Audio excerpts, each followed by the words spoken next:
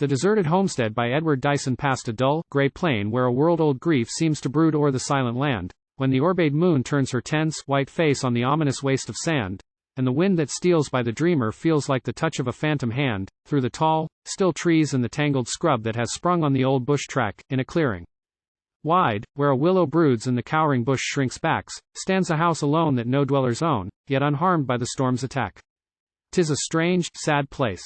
On the shingle roof mosses gather and cornblades spring, and a stillness reigns in the air unstirred by the beat of a wild bird's wing.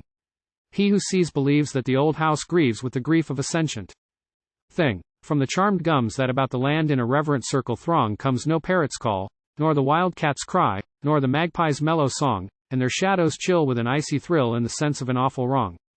And the creek winds by, 'neath the twisted briar and the curling creepers here. In the dusky depths of its bed it slips on its slime-green rocks in fear, and it murmurs low to its stealthy flow in a monotone quaint and drear.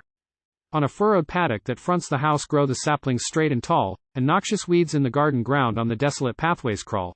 But the briar twists back with the supple jack, tween the rocks of the rubble wall.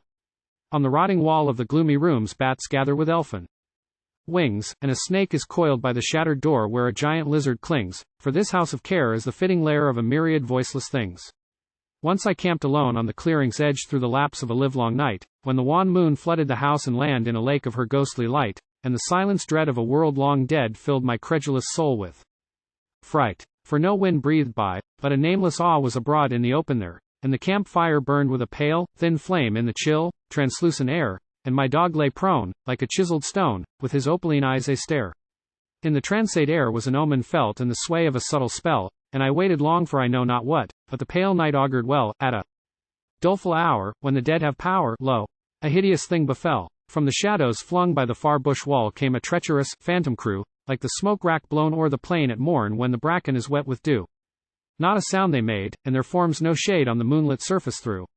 And the night was changed to the quiet eve of a beautiful summer's day, and the old house warmed as with life and light, and was set in a garden gay, and a babe that crawled by the doorway called to a kitten that leapt in play.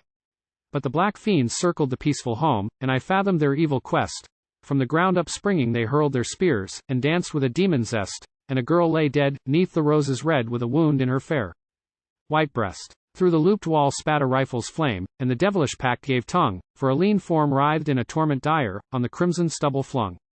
Many echoes spoke, and the sluggish smoke on the shingles rolled and clung.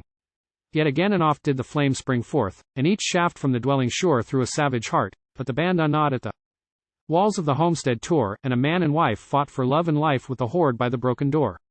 Then ghostly and grey, from the dusky bush came a company riding fast.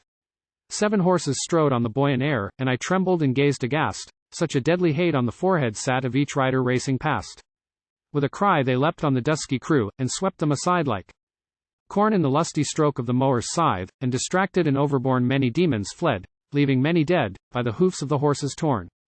Not in vain, not all, though a father lay with the light on his cold, grey face, and a mother bled, with a murdered maid held close in a last embrace, for the babe laughed back at a visage black death drawn to a foul grimace. Came a soft wind swaying the pendant leaves, like the sigh of awakening day, and the darkness fell on my tired eyes, for the phantoms had passed away, and the breezes bore from a distant shore faint echoes of ocean's play. Past a dull, grey plain, through the tall, still trees, where the lingering days inspire an unspoken woe in the heart of man, and the nights hold visions dire, stands a house alone that no dwellers own, yet unmarred by the storm or fire.